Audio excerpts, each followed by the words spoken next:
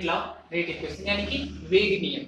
देखिए हम इस चैप्टर में अभी तक बात कर रहे हैं कि कोई भी अभिक्रिया होती है तो वो किस वेग से आगे की तरफ या पीछे की तरफ बढ़ती है। तो इसमें हम बात करेंगे कि उसका गणितीय निरूपण कैसे हो सकता है, क्योंकि हमें कोई भी अगर रेट फाइंड करना है तो हम उसका क्या गणित में पता करेंगे कि हाँ 2 मीटर पर सेकेंड या फिर मतलब कुछ भी जिस जो उसका यूनिट होता हो वो होना चाहिए, क्योंकि वेग का यूनिट तो मीटर पर सेकेंड होता है। तो उसी तरह इसका भी कुछ यूनिट होता होगा जिसके हम आगे अभिक्रिया की कोटि में बात करेंगे। तो इसे हमें बताना पड़ेगा गणितीय रूप में कि हाँ कितना है, अंक तो कुछ बताना पड़ेगा तभी जाके हम बता पाएंगे कि हाँ वेग आखिरकार है क्या। तो उसी लिए बनाया गया वेग का नियम। तो वेग का नियम हमारा क्या है, यह एक ऐसा गणितीय निरूपण है कि ये मैथमेटिकल एक्सप्रेशन है जो अभिकारक या उत्पाद की सांद्रता के पदों में अभिक्रिया के वेग को बताता है। ये क्या बताता है, अभिक्रिया के वेग को किसके पदों में बताता है कि जो अभिकारक है और हमारा उत्पाद है उसकी सांद्रता के ऊपर बताता है कि इनकी जो सांद्रता है उस हिसाब से अभिक्रिया का वेग इस वक्त क्या है जब इसकी सांद्रता इतनी इतनी है। तो हमने माना है कि एक अभिक्रिया हमारे पास XA + YB से प्रोडक्ट बन रहा है। अब देखिए A यहाँ पे हमारा A और B अभिकारक है और X और Y मोल उसके लिए गए हैं। आपको पता होगा कि आगे जो लिखा रहता है, जैसे लिखा रहता है 2Na या फिर जो भी लिखा रहता है 3HB, ठीक है। तो ये सब हमारा क्या होता है, जो आगे लिखा रहता है ये इसका मोल रहता है कि ये कितना है। तो अब हमने इतना मान लिया है कि ये चीज हमारी है। तो हमारा रेट लॉ क्या कहता है कि जो रेट होगा, जो हमारा रेट ऑफ रिएक्शन होगा वो डायरेक्टली प्रोपोर्शनल होगा किस पर, ए की जो एक्टिव मास है सक्रिय द्रव्यमान उसके पावर m और b के पावर n, b के सक्रिय मास के पावर n। ये सारी चीजें दी गई रहेंगी जब भी आपके सामने क्वेश्चन आएगा। m n क्या होते हैं ये ये एक्सपेरिमेंटली फाइंड किए जाते हैं प्रैक्टिकली हमारे। तो r अच्छा प्रोपोर्शनलिटी लगाने के लिए प्रोपोर्शनलिटी कांस्टेंट लगाना पड़ेगा जो कि हमने k लगा लिया जिसके बारे में पहले ही बात कर चुके हैं। अभी यहां से उसमें डिराइव भी कर देंगे। हमारा k आ गया जिसको हमने क्या बताया था, रेट कांस्टेंट, विशिष्ट वेग स्थिरांक हमने बताया था रेट कांस्टेंट का हमारा।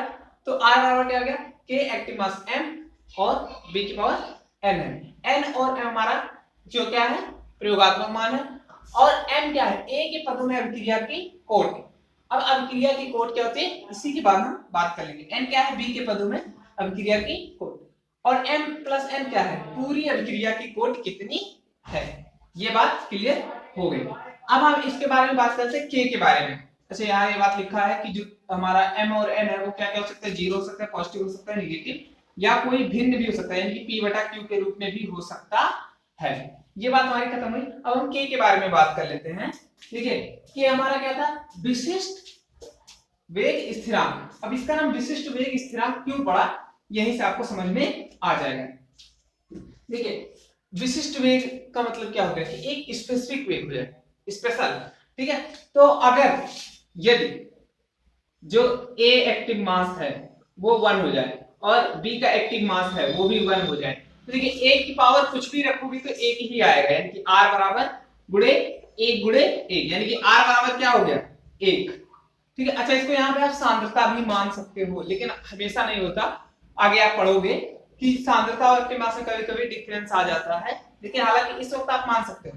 तो इसकी सांद्रता हम 1 मोल पर लीटर मान लें और इसकी भी एक सांद्रता अगर 1 मोल पर लीटर मान लें तो हमारा क्या हो जाएगा कि रेट ऑफ रिएक्शन जो है वो किसके बराबर हो गया, k के बराबर हो गया। यानी कि आप इसको k को किस तरह दिखा सकते हो, उसकी परिभाषा लिख सकते हो कि यदि दिए गए सभी उत्पादों और अभिकारकों की सांद्रता 1 हो जाए, सांद्रता 1 मोल पर लीटर हो जाए या वेग नियम में दिए गए सभी पदार्थों की सांद्रता 1 मोल पर लीटर हो जाए। अच्छा हमने अलग अलग क्यों कहा, क्योंकि कभी क्या हो सकता है, कभी उत्पाद भी आ सकता है लेकिन अगर उसकी सांद्रता कुछ और है, मान लीजिए 5 मोल लीटर है, ठीक है, लेकिन मोल पर लीटर है और यहां पर उसका नाम नहीं आया, वेग का जो नियम है इसमें उसका नाम नहीं आया, तो उससे हमें लेना देना नहीं है। यानी कि जो जिसकी सांद्रता इसमें वेग नियम में दी गई उससे हमें लेना देना है। तो अगर जो वेग के नियम में हमारी सांद्रता दी गई वो सभी 1 है, यानी कि आप लिखोगे कि वेग के नियम में दिए गए पदार्थों की सांद्रता 1 मोल पर लीटर हो तो अभिक्रिया का वेग K के बराबर होता है।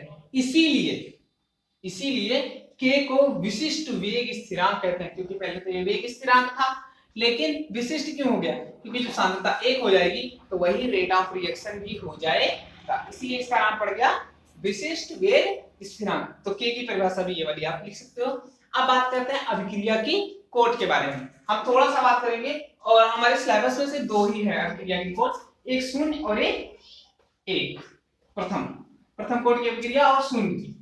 तो देखिए अभिक्रिया की कोट क्या होती है कि जो हमारा रिएक्शन हो रहा है, जब भी हमारा रिएक्शन होता है तो वो किसी चीज पर निर्भर करता है, किसी एक की सांद्रता पर निर्भर करेगा। कभी कभी हो सकता है सांद्रता पर ना भी निर्भर करे, ठीक है। तो अभिक्रिया का वेग जितने पदार्थों पर, जितने रिएक्टेंट आप कह सकते हो, जितने रिएक्टेंट्स की सांद्रता पर निर्भर करता है उसे ही अभिक्रिया की कोट कहते हैं। ये आप लिख सकते हो order of reaction. Order of reaction हमारा क्या आ जाएगा कि अभिक्रिया का वेग जितने अभिकारकों की सांद्रता पर निर्भर करता है उसे ही अभिक्रिया की कोट कहते हैं। अब देखिए यहां पे हमने मान लिया है 4 पदार्थ है। रेट ऑफ रिएक्शन हमारा, rate of reaction ROI, rate of reaction में RO, रेट ऑफ रिएक्शन में ले लिया है यहाँ पे। तो ये हमने माना कि 2 है, ठीक है, 2 में माना, यूनिट की बात नहीं करेंगे। रेट ऑफ रिएक्शन के यूनिट की बात हम करेंगे जब हम अभिक्रिया के कोट में आएंगे, ठीक है। तो हमने माना ये 2 है और ये किसी की सांद्रता पर निर्भर नहीं कर रहा है। तो अगर आप A की सांद्रता बढ़ाओगे तो क्या होगा? ये रेट ऑफ रिएक्शन बढ़ेगा? नहीं। B की सांद्रता बढ़ाओगे तो क्या रेट ऑफ रिएक्शन बढ़ेगा? नहीं। C की सांद्रता बढ़ाओगे तो क्या रेट ऑफ रिएक्शन बढ़ेगा? बिल्कुल नहीं। D की नहीं, क्योंकि ये किसी की सांद्रता पर निर्भर नहीं कर रहा। तो ये किसी की सांद्रता पर नहीं निर्भर करेगा, तो ये हो गया जीरो ऑर्डर, शून्य कोट की अभिक्रिया। अब रेट ऑफ रिएक्शन हमने फिर उतना ही लिया, 2 है, लेकिन हमने इस बार क्या लिया कि अगर A की सांद्रता को बढ़ाते हैं तो ये हमारा हो जाता है 4, 3 नहीं 4 रह लेते हैं कि अब इसको हमने दुगना कर दिया तो ये भी दुगना हो गया। तो हुआ क्या कि ये A की सांद्रता बढ़ाने पर बढ़ रहा है, यानी कि एक पे तो निर्भर कर रहा है। अब B की सांद्रता बढ़ाने पर कुछ नहीं बढ़ा, C के भी बढ़ाने पर नहीं बढ़ा, D के बढ़ाने पे भी नहीं बढ़ा, यानी कि एक लोग की सांद्रता पर ये निर्भर कर रहा है। तो एक लोग की सांद्रता पर अगर निर्भर करेगा तो क्या होगा? फर्स्ट ऑर्डर, ठीक है। अब अगर 2 लोगों की सांद्रता पर निर्भर कर रहे हैं, यानी कि जो हमारा रेट ऑफ रिएक्शन है वो किस पर निर्भर करने लगे? A की सांद्रता पर भी और B की सांद्रता पर भी। मान लो ये 2 था, हमने A की सांद्रता को बढ़ाया तो ये भी हमारा इंक्रीज हो गया, फिर हमने B की सांद्रता को भी बढ़ाया तो भी हमारा ये इंक्रीज हो गया। तो यानी कि ये 2 लोगों पर निर्भर कर रहा है और इसको बढ़ाने का कोई मतलब नहीं है। तो ये कौन से ऑर्डर का हो गया?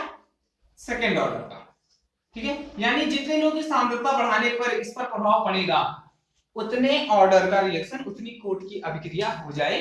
ये अगर चारों की सांद्रता बढ़ाने पर रेट ऑफ रिएक्शन पे असर पड़ रहा है, यानी कि किसी एक की भी सांद्रता बढ़ा दो, मान लो इन 3 को वैसे का वैसे रखें, डी की सांद्रता बढ़ा दी तो रेट ऑफ रिएक्शन पे प्रभाव पड़ गया, यानी कि वो डी की सांद्रता पर निर्भर कर रहा है। और इन तीनों का भी बारी बारी से किया, सी का बढ़ाया, बाकी सबको वैसे का वैसे रखा, तो सी की सांद्रता पर भी निर्भर कर रहा है। इसी तरह बी और ए का भी चेक किया तो हमने पाया कि चारों की सांद्रता में से किसी एक की भी सांद्रता अगर बढ़ाएंगे तो रेट ऑफ रिएक्शन हमारा इंक्रीज कर रहा है, यानी कि वो सबकी सांद्रता पर निर्भर कर रहा है। और अगर सबकी सांद्रता पर निर्भर कर रहा है तो कौन से ऑर्डर की रिएक्शन हो जाएगी? Fourth order. तो आज के लिए इतना रखते हैं, बाकी अब हम अगले लेक्चर में जीरो ऑर्डर और फर्स्ट ऑर्डर की बात करेंगे।